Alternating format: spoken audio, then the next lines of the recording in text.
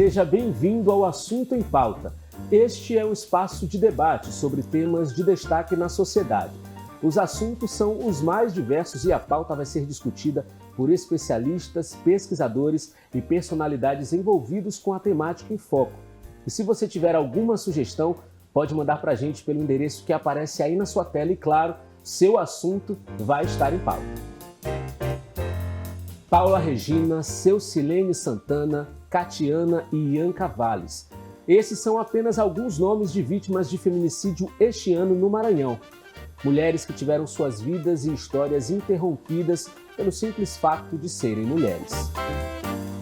Os dados também são alarmantes. Só no período de janeiro a julho deste ano já foram registrados 32 casos de feminicídio no estado, segundo dados da Polícia Civil. E nos últimos 2 anos, mais de 2.000 mulheres foram mortas. Os dados indicam que uma mulher é vítima de feminicídio a cada 7 horas, o que significa dizer que ao menos 3 mulheres morrem por dia no Brasil apenas por serem mulheres. Além dos assassinatos, as mulheres também são vítimas de violência sexual, psicológica, financeira e patrimonial. E com o objetivo de conscientizar a sociedade sobre o fim da violência contra a mulher, foi instituída a campanha Agosto Lilás, que propõe ações práticas de enfrentamento, além de propagar os canais de denúncia existentes e os serviços de atendimento à mulher que vivencia a violência. E para falar sobre esse assunto, hoje recebemos no Assunto em Pauta a assistente social Silvia Leite, que é pós-graduada em Sociologia e fundadora e coordenadora do setor de atividades especiais do Espaço Mulher no Hospital Socorrão 2. Esse é um projeto pioneiro no atendimento humanizado às vítimas de violência doméstica que dão entrada no hospital. Silvia também integra o corpo de membros do Fórum Maranhense de Mulheres, um espaço de articulação das instituições de mulheres e feministas no debate e proposição das políticas públicas para as mulheres no estado do Maranhão. E presente na nossa conversa de hoje também está a assistente social Luana Rocha, que é doutora em políticas públicas pela UFMA. Atua no Centro de Referência de Atendimento à Mulher em Situação de Violência, além de ser membro do Grupo de Estudos de Políticas, Lutas Sociais e Ideologias. Muito obrigado pela presença de vocês. Agradeço o convite, dialogando com a sociedade de São Luís e também com o programa Assunto em Pauta, sobre uma temática que para nós é muito delicada, ao mesmo tempo triste, mas que exige de nós forças para que a gente possa dar as respostas necessárias dentro das políticas públicas. Esse é uma grande oportunidade, um grande momento para estar levando à sociedade essas informações a respeito da violência doméstica, que reina não só a partir da Lei Maria da Penha, como muitos confundem, que passou a existir depois dessa lei, mas que é algo enraizado na sociedade. Então esse é um momento especial para nós darmos início a essas discussões e tornar isso mais comum e potencializar as denúncias. Isso que você falou, Luana, é muito importante porque inicia a nossa conversa de hoje. A gente sabe que a violência contra a mulher é uma modalidade de crime que tem sido muito visto, e vivenciado e denunciado e observado nesses últimos anos. Só que não é uma prática de agora, nem de ontem, nem do ano passado, nem de 10 anos atrás. É uma prática muito antiga.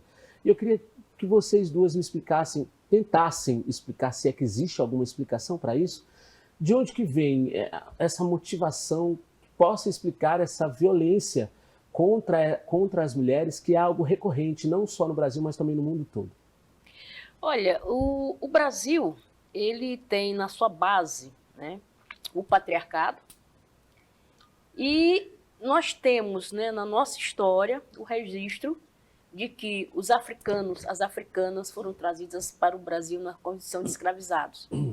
E essa violência, ela se tornou uma das piores, E esse patriarcado, ele tem as suas ramificações, que é o machismo, que é o racismo, a homofobia, a intolerância, todas as formas de discriminação. Então, século XX hoje, século XXI hoje, a nossa sociedade reproduz esse modelo patriarcal. Então, a nossa luta hoje é para mudar essas posturas, é para mudar essa forma de ver a mulher, como tem sido visto no nosso país. E a luta é justamente mudar isso. Então, As mulheres negras, as minhas antepassadas, as minhas ancestrais, elas lutaram pela liberdade. Mas foram as mulheres pretas nesse país que sofreram a violência sexual, a violência física, todas as formas de violência. Então, hoje a gente consegue dizer que precisamos lutar por uma sociedade justa, né? Quando nós falamos dos quilombos não eram só pretos que estavam nos quilombos. Estava o preto, estava o branco pobre, estava o indígena, era uma sociedade, era uma comunidade, né? Que hoje nós temos nas periferias do Brasil, né? A periferia não tem só pretos, tem lá pessoas de todas as cores, né, religiões, e luta por uma sociedade melhor, né? Então, o patriarcado, no atual governo, ele tem se expressado de uma forma muito mais violenta do que os outros anos, né? Quer dizer, nós lutamos para garantir direitos sociais para as mulheres, para os negros, né, para a população LGBTQIA+, e nós tivemos nessa gestão uma destruição de tudo que a gente lutou para conseguir quantos direitos. Então, a nossa luta hoje é contra toda uma forma de pensar que foi disseminada na sociedade, né? Um sentimento de ódio, de raiva, né? Um sentimento de que mulheres devem ser punidas por desobedecerem seus maridos, seus companheiros. Então, tem toda uma fala, né, que potencializa esses atos. Basta ver a estatística de 2019 para cá, como disparou a violência no nosso país, no nosso estado, né? Por situações que poderiam ser evitáveis, mas a gente sabe também, nas próprias informações da segurança pública, que as mulheres que sofreram feminicídio não tinham boletim de ocorrência. Então, muitas das vezes a gente fala que as mulheres precisam denunciar, né? A dependência emocional, a dependência financeira, nem sempre, né? Então, é preciso, para romper esse ciclo, a mulher pode passar 10 anos para romper o ciclo da violência. Mas o importante é ser feliz, o importante é romper, o importante é saber que não está sozinha nessa luta. Por isso que a política para as mulheres, que sofreu uma alteração muito grande, mas nos estados, eu falo do Maranhão, que é onde eu moro, São Luís, onde eu resido, né, que a gente tem lutado para melhorar essa situação, né? E o viés para que a gente possa melhorar esses índices é através da prevenção, é através do trabalho educativo, não tem outra forma. Porque quem já cometeu o delito, foi julgado ou está solto, mas a gente precisa pensar nessa juventude que está vindo aí, né? Esses adolescentes, essas crianças que precisam ser melhor orientadas, melhores informadas, né? Sabendo essa história, sabendo seus direitos, sabendo seus deveres. A gente precisa investir nisso, na juventude. Você, Luana, o que você tem a falar sobre isso? Bom, mas é exatamente aquilo que a colega Silvia falou, né? A sociedade brasileira, ela se fundamenta, né, no patriarcado, no modo de produção capitalista, nas formas desumanas de exploração. E nada melhor do que na figura feminina, seja ela indígena, branca e negra, né, que aí vai se acentuar principalmente na indígena e na negra, nessa exploração desumana, na posse do corpo, no usufruto do corpo, na exploração da sua força de trabalho, dentre outros elementos que colocam a mulher nessa condição de subserviente, de estar colocando ela enquanto um ser, né, comandado pelo seu companheiro e comandado pelos homens, porque se a gente prestar bem atenção pela violência, né, e aí eu falo enquanto assistente social que trabalhou 14 anos no centro de referência, muitos casos da mulher que sofre violência desde a sua eternidade, quando criança, seja violência física, violência sexual, violência moral, dentre outros aspectos, e dá uma continuidade no companheiro, no marido. Então, esses elementos que fundamentam essas formas desumanas é que buscam de nós, enquanto movimento, enquanto profissionais, uma atuação, né, não apenas daquele caso que está ali diante de nós nos atendimentos, mas também criar perspectivas socioeducativas para a sociedade, porque o problema não está naquele sujeito apenas, naquele homem agressor, mas aquilo que ele historicamente transmite, que ele trouxe de si, dos seus avós, dos seus bisavós. Então, o que é a visão né, e Safiotti e tantas outras mulheres que vão justamente trabalhar essa perspectiva, como é que a mulher é enxergada e qual o papel do homem nesse meio. Então, no momento em que ideologicamente nós construímos o que é o ser homem, o que é ser mulher, nós vamos verificar o quanto desumano, explorador e violento é os papéis, ou seja, a forma, a conotação que cada sujeito vai desempenhar na sociedade.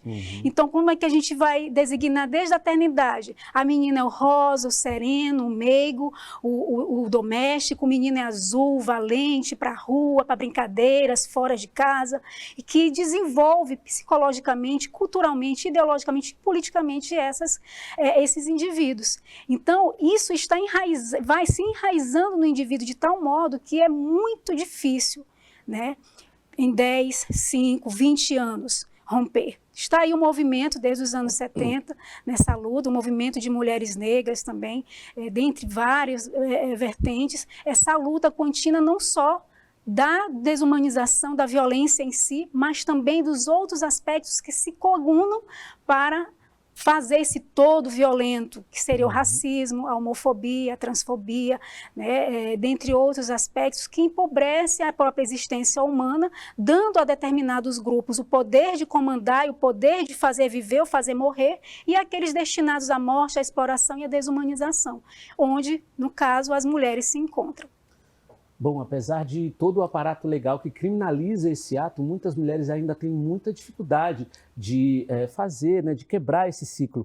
E elas encontram essa dificuldade muitas vezes no próprio ato da denúncia, recebendo indagações fora de contexto, né, perguntando por que você estava naquele lugar, qual roupa que você estava usando, por que você estava usando aquela roupa. Então eu queria saber, Silvia, a nossa polícia está preparado, os nossos aparatos estatais estão preparados para receber essa mulher que sofre a violência doméstica e acaba, às vezes, sofrendo uma violência institucional ali no ato de fazer a denúncia? Olha, eu sempre tenho colocado que nosso trabalho, a nossa função é um aprendizado diário. Mas o acolhimento, ele é a base, né? Então, saber ouvir, saber entender, interpretar, às vezes, uma fala, um gesto, é fundamental dos agentes públicos. Então, a gente nós percebemos que há queixas, né? Há queixas que não foram recebidas como deveriam, né? Que poderiam ser melhor acolhidas. Então, o que a gente pode fazer? Eu sou da política de saúde, sou da área da saúde, né? E nós temos uma parceria com a segurança pública, não só em São Luís, mas como em outros municípios. Mas a formação, a capacitação, ela deve ser algo contínuo, né? Porque se você não renova o seu conhecimento, se você não trabalha as suas emoções, nós trabalhamos há 10 anos, né? Luana trabalhou há 14, eu trabalho há 10 anos no atendimento à vítima. Mas a nossa equipe, a gente aprende todo dia, né? A gente nunca sabe nada. Todo dia a gente precisa verificar uma legislação, um artigo, uma portaria, uma nota técnica, porque é algo que é dinâmico. Então a gente precisa estar aprimorando o conhecimento e também melhorando enquanto ser humano. Então não é porque eu trabalho há 10 anos atendendo vítima que eu vou tratar com grosseria, eu vou dizer que está enchendo meu saco. A gente precisa respeitar o ser humano com toda a sua singularidade, com toda a sua dor, no momento que ele chega até nós. Se ele chega a qualquer política de saúde, educação, ou assistência ou segurança, ele precisa ser acolhido. Na hora que você vê o profissional que não reconhece o seu papel, a sua função no exercício do atendimento, a gente precisa questionar, a gente precisa propor capacitação, reciclagem, formação, porque não é justo, não é digno, né? Enquanto agente público, replicar uma violência. A violência institucional é terrível, porque você, em vez de acolher, você aperta mais essa ferida que está com essa mulher, que é emocional, que é física, que é psicológica, é sexual. Então, a gente precisa rever constantemente. Eu sempre falo para as meninas, cada plantão é um plantão, cada plantão é uma história. Tem plantão que nós não temos vítimas, tem plantão que tem 2, 3, e a gente tem que saber acolher, porque meu tempo é esse, eu preciso terminar. Muitas das vezes, tem pacientes que chegam no final do nosso plantão. A gente fica faz todo o atendimento e encaminha para no dia seguinte a colega que tiver dar prosseguimento. Mas nós não deixamos de fazer esse atendimento. Então, a consciência nossa, de quem trabalha com esse tipo de situação, é entender que nós temos um tempo para sair, mas muitas das vezes o nosso compromisso exige que a gente saia mais tarde, né? Então, isso é um pensar diferenciado diante do que está aí, né? É assumir uma questão, assumir uma causa. Recentemente, tivemos em Coroatá, junto com a Segurança Pública, inaugurando o Núcleo Especializado de Atendimento à Mulher dentro da Delegacia de Coroatá. Por quê? Muitas mulheres não denunciavam porque não se sentiam seguras, porque ia conversar com o homem, né? ia dizer para o homem o que ela tinha sofrido de um outro homem, isso mexia muito com o emocional dela. Foi criado esse núcleo, com mulheres atendendo, uma coisa acolhedora, porque às vezes as pessoas acham que é público, tem que ser bagunçado, tem que ser à toa, tem que ser fedido, tem que ser sujo. Pelo contrário, o público ele tem que ser respeitado. Então, o espaço público ele tem que ser acolhedor, ele tem que ser confortável. É lá que você vai colocar toda a sua dor. E nós vemos assim, os prédios do judiciário são belíssimos. Por que as outras políticas também não tornam seus espaços belos? A segurança, por que as delegacias tem que ser sempre aquele cheiro de suor, aquela coisa pesada? Por que não pinta? Por que não trabalha as pessoas, né? Por que constantemente não tem esse diálogo com os servidores? Então, a proposta é que seja pensado algo que venha fortalecer. Então, por isso que muitas das vezes as mulheres não denunciam, porque têm medo de chegar na delegacia e não ser ouvida, né? Então, nós temos um diálogo com a delegada Kazumi, que tem se esforçado para que esse atendimento seja melhorado. Então, a Delegacia da Mulher, na Casa da Mulher Brasileira, sofreu uma reforma. A gente sabe que quando você vai fazer o boletim, que você precisa preencher o questionário de risco, são várias perguntas, demora. Por que o atendimento demora? Porque tudo tem que ser digitalizado, né? Muitas das vezes a mulher já diz o que ela quer, mas o formulário de risco são muitas questões que tem que ser lida com muita calma para essa mulher, para ela poder entender o que ela vai responder, né? Então, demora. Tem atendimento nosso. Nós fazemos no SAEM o boletim online e a solicitação da medida protetiva de urgência. É um atendimento que demora, porque no final a mulher tem que colocar a identidade dela, a gente faz a foto, caminha para o computador, ajusta o tamanho do Pix para poder enviar. Então, é toda uma dinâmica que não é rápida. Então, tudo isso tem a ver com o que está sendo feito, com o que está sendo melhorado, né? Muito obrigado, viu? Está sendo muito esclarecedor essa conversa, mas a gente vai dar uma pausa para ir para o intervalo, tá? O assunto em pauta vai para o intervalo, daqui a pouquinho a gente volta.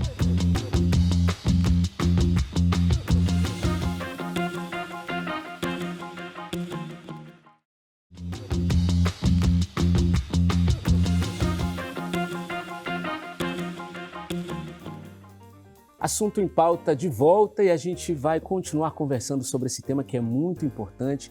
A gente concluiu o último bloco falando um pouco aí sobre a questão do tratamento, né, das mulheres por meio dos aparatos públicos que a gente tem. Eu queria começar agora esse bloco perguntando para a Luana um pouco sobre o perfil das mulheres que sofrem violência. Existe um padrão? São só determinadas mulheres que sofrem violência ou existe um perfil aí diversificado para esse quadro? Bom, a violência doméstica, né, intrafamiliar, ela deve ser pensada não exatamente democrática, né? Obviamente que ela perpassa por todos os indivíduos, no caso todas as mulheres, mas determinados grupos ela se acentua, porque não é a violência, ela não se restringe apenas ao ato violento, ao ato físico, ao estupro, à violência psicológica, à violência patrimonial, mas ela agrega fatores que vão potencializar essa violência física, essa violência sexual, patrimonial, psicológica, né? Então, ou seja, por exemplo, determinados fatores como dependência econômica, e aí a gente está falando de determinado grupo, né, determinada classe, que são as mulheres que são dependentes de seus companheiros, elas permanecem na situação de violência não por essa questão sentimental ou da inexistência de conhecimento dos seus direitos, por incrível que pareça, elas conhecem. Tanto que, no centro de referência, onde atuei por 14 anos, majoritariamente, mais de 90% das mulheres atendidas eram do centro de referência. Obviamente que nós estamos falando de um órgão público, né, que tem suas políticas públicas, que tem o seu público específico, que são pessoas que, infelizmente, não têm condições de pagar um advogado para resolver as suas situações, mas enfim. Mas isso não impede, por exemplo, das mulheres de classe alta, né, de mulheres que são empresárias, professoras, dentre outras profissões que ganham até mesmo mais que os seus agressores, de buscar o centro de referência. A questão é que é um tempo, é uma quantidade mínima e a própria metodologia do que elas buscam é diferente das mulheres que querem, que acionam, que buscam a delegacia, que vão na Defensoria Pública, que vão na segunda vara especial da mulher. Ou seja, o que eu quero dizer? Que elas buscam orientações, não buscam registrar nem poucas informações, deixar seus nomes, para que não deixe, né, suas informações, uma margem, ou o conhecimento de que aquela mulher empresária, aquela mulher professora, passou numa instituição de violência contra a mulher. Né, pela essa questão da imagem, pela essa questão mais psicológica, né? Nossa, vão conhecer a minha situação. Já a mulher de periferia, ela já tem conhecimento disso e busca, porém, em muitos dos casos, ela se mantém com o agressor pela questão econômica. E aí nós vamos ver que há uma incidência maior de mulheres negras e o quanto é importante as instituições acolher bem essas mulheres que estão em situação. Porque vai ser fundamental, vai ser divisor de água desta mulher ser vítima de feminicídio ou ir até o final e buscar, de fato, romper o ciclo de violência. Quantas mulheres já foram destratadas em determinadas instituições que, infelizmente, retornaram para o seu lar e tiveram suas vidas ceifadas. Então, o papel importante desse profissional vai, de fato, mostrar isso. E aí a gente vai ver, por exemplo, na área Itaquibacanga é a área de maior incidência de violência contra a mulher em São Luís, partindo do centro de referência. Então, vamos ver mulheres do lar, né?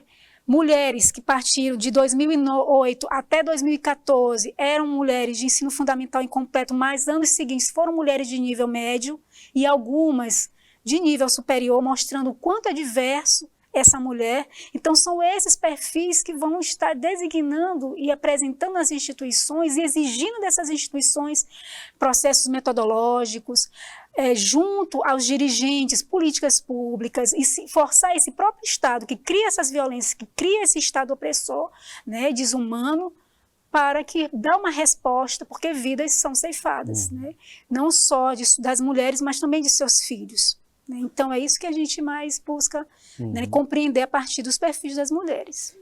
Agora, Silvia, você faz parte, né, de um projeto de atendimento humanizado na rede pública de saúde, né, aqui em São Luís. Eu queria que você explicasse um pouco mais sobre quais são as ações que são realizadas, como é que é esse processo de vocês junto às mulheres ao serem atendidas no Socorrão 2. Olha, nós iniciamos em 2013 esse trabalho no Socorrão 2, através do SAEM, fazendo o recorte de gênero no atendimento. Por quê? Por ser um hospital de urgência e emergência, recebe vários casos, né? Então, nós atendemos vários tipos de violência. A violência autoprovocada, que é a tentativa de suicídio ou automutilação. Nós atendemos a violência doméstica, mulheres que estão baleadas, que sofreram golpe de faca, de facão, de estilete, caco de garrafa, de tijolada. Nós atendemos a violência sexual, nós atendemos a violência comunitária urbana, que são os conflitos de facção, assaltos. Nós atendemos a violência institucional e a violência laboral, porque às vezes existe conflito entre profissionais, né, de sexo diferente. Então, é um atendimento, é uma demanda que ela é constante. E como é que nós tivemos que fazer esse trabalho? Justamente entender esse olhar, porque para cada tipo de política é um tipo de caminhamento pós-atendimento Socorrão 2, né? Então, tentativa de suicídio, encaminhamento tem que ser psiquiatra, psicológico, atendimento à violência doméstica, Casa da Mulher Brasileira ou outros municípios, porque o Socorrão atende vários municípios. Só no passado, no primeiro semestre, nós atendemos 137 mulheres de 13 municípios. no ano passado. No segundo semestre, 171 de 15 municípios, né? Então, a gente recebe de vários municípios que nessa São Luís. Então, a gente tem que fazer esses encaminhamentos via Codevin, diretamente com a Defensoria ou com o Ministério Público do município. Então, é um trabalho de articulação em rede. Por quê? Damos a nossa resposta, mas essa paciente, essa vítima, essa mulher, ela precisa da resposta de outra política pública. Então, a gente tem que trabalhar constantemente nessa rede para que as coisas aconteçam, né? Então, a gente precisa estar sempre mantendo diálogo, sempre inovando. Como vou fazer esse caminhamento via e-mail, via WhatsApp, para que garanta, e a gente entrega para essa mulher toda a cópia de tudo que é feito no hospital. A notificação, o relatório médico, os encaminhamentos, o laudo de exame, porque ela vai precisar disso em outro momento.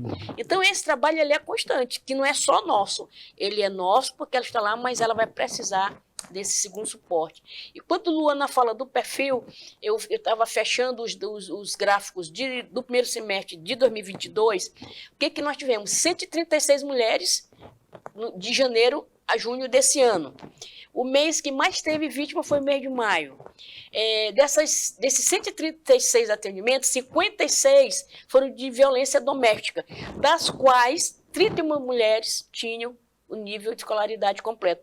Terceiro ano, superior, segundo grau, primeiro grau completo. 22 não completaram. Também verificamos a questão da ocupação.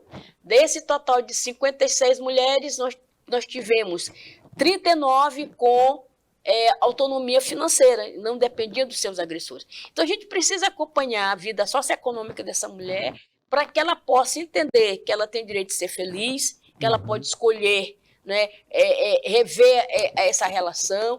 Nós podemos encaminhar esse autor da violência para o grupo reflexivo, desde que esteja tramitando já na justiça, na promotoria, na vara. A gente tem que ter um olhar para ela e para os filhos, né? Porque o que ocorre com relação ao feminicídio? Nós temos hoje uma população dos filhos dos feminicídios, né, no Brasil.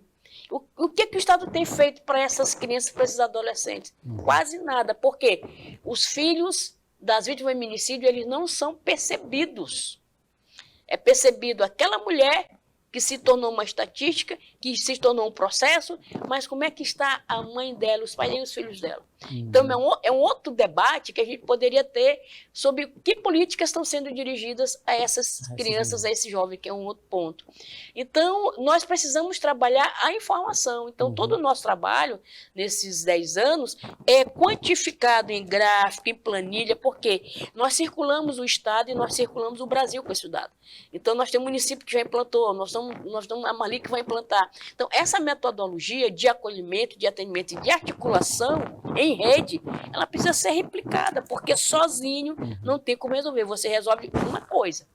Ela é atendida, ela vai para ser cirúrgica, ela faz a cirurgia ortopédica, cirúrgica, ela tem alta, e aí? A gente precisa acompanhar essa mulher após a alta, no trabalho que ela vai fazer, a assistência que ela vai ter na outra rede. Agora, Silvia, você falou um pouco sobre informação, isso é muito importante, porque assim, afinal, o que fazer quando a gente... E agora a Luana pode me ajudar nessa resposta, tanto mulheres quanto, por exemplo, a mulher sendo vítima de violência ou qualquer pessoa que presencia ou que veja, o que fazer para denunciar, como fazer, através de quais canais, qual que é a recomendação que você faz para todo mundo que está assistindo a gente? Pelos 14 anos de atendimento a mulheres em situação de violência, essa questão da violência no ambiente doméstico é uma coisa tão complexa que a gente não pode reduzir apenas aquela mulher agredida. Quantas mulheres já foram atendidas e quem também foi pelo agressor? Atingido verbalmente, ofendida, agredida fisicamente, dentre outros fatores. Amigas, filhos, mães, pais, inclusive empregadores. Já atendi situações em que o empregador era ameaçado via telefone pelo agressor, que ficava vigiando. Então, é necessário que nós tenhamos, né, no ato de violência, ter os principais telefones. 180 é um deles, que vai orientar a mulher. Mas para o ato coercitivo, o 190, por incrível que pareça, ele é um veículo que funciona. né? É um dos grandes veículos que nós temos, 180, que é exclusivamente para mulher em situação de violência, e o 190, onde a Polícia Militar, que a delegada Kazumi vem fazendo um trabalho muito bonito, tentando transformar essa visão, né, que tem esse ambiente, a polícia em geral, para que esteja também atuando. A Patrulha Maria da Penha faz um trabalho belíssimo também. Então, temos a Casa da Mulher Brasileira, né, que são poucas no país, e o Maranhão, no caso São Luís, foi contemplado. Nós temos em outros estados como Imperatriz, em outros municípios como Imperatriz e Casa da Mulher Maranhense, e é um ponto central, para alguns um pouco difícil, mas a Casa da Mulher Brasileira agrega uma das principais instituições, como Centro de Referência, Delegacia da Mulher, Segunda Vara Especial, Promotoria, Defensoria, né, e tem todo um atendimento, toda uma preocupação de acolher da melhor forma possível essas mulheres. Os CRAs, a política de assistência também sempre foi parceiro nosso, né, de estar mediando, os conselhos tutelares, mostrando que a violência também chega nas crianças, né, a Delegacia do Idoso, né, que fica aqui que fica na Beira-Mar, também está conosco, a Defensoria Pública, perfeita, está conosco sempre nas mais diferentes, seja na necessidade do idoso, da criança, da mulher em si. Então, isso só mostra o que as instituições, elas não caminham separadas, elas devem, em tudo, estar em comum acordo, ou seja, trabalhar em rede. E não apenas nesse trabalho operativo, né, mas também intelectual, de estar refletindo, de estar criando propostas, de estar em reuniões, e a Silvia, né, sempre está nesse processo de reunião junto à rede, para que as instituições não fiquem fechadas em si, mas que elas possam operar de forma conjunta e principalmente ser divulgada para a população. Porque em nada adianta saber que tem a Casa da Mulher Brasileira, que tem a Delegacia, que tem o CRAS, que tem tantas e tantas instituições, se isso não chega, né, nos mais diferentes bairros. Então, a questão da miedicidade, de divulgar esses espaços, como a TV UFMA nesse momento faz, é um processo importantíssimo, porque isso vai comprovar que a violência, ela não cresce, ela apenas está buscando ser combatida. No momento em que a mulher chega na instituição A, instituição B, e os dados crescem, vem o choque de uma triste realidade, obviamente, mas também há uma questão do desprendimento de um medo. E que se as instituições públicas não estiverem, não apenas para atender, mas de fato acolher aquela mulher e fazer valer os benefícios através de políticas públicas, esta mulher, além de voltar para casa, ser agredida, pode perder a vida, também vai cair no descrédito das próprias instituições, porque é aquela ideia, eu fui lá e denunciei, mas em nada interferiu em minha vida, que é muito comum. Então, por isso a necessidade do governo, da esfera municipal, estadual e federal, desenvolver políticas, iniciativas, o movimento de mulheres fundamental nessa reivindicação para criar propostas na área da habitação, da saúde, da educação, que isso tudo vai agregar para combater a violência contra a mulher. Muito obrigado, Luana, muito obrigado, Silvia, por terem aceitado o nosso convite, por terem, né, disponibilizado o tempo de vocês para a gente conversar sobre esse assunto que é tão importante. Mais uma vez, muito obrigado, tá? Hoje nós conversamos com Luana Rocha e Silvia Leite, um papo muito interessante e esclarecedor sobre a violência contra a mulher e sobre o que fazer para combater esse mal que tem assolado o Brasil e também todo o mundo. Infelizmente, o Assunto em Pauta fica por aqui, mas se você quiser que o seu assunto, se você quiser sugerir algum assunto, pode entrar em contato com a gente através dos canais que aparecem aqui na sua tela, e na semana que vem é o seu assunto que vai estar em pauta. A gente fica por aqui, até a próxima!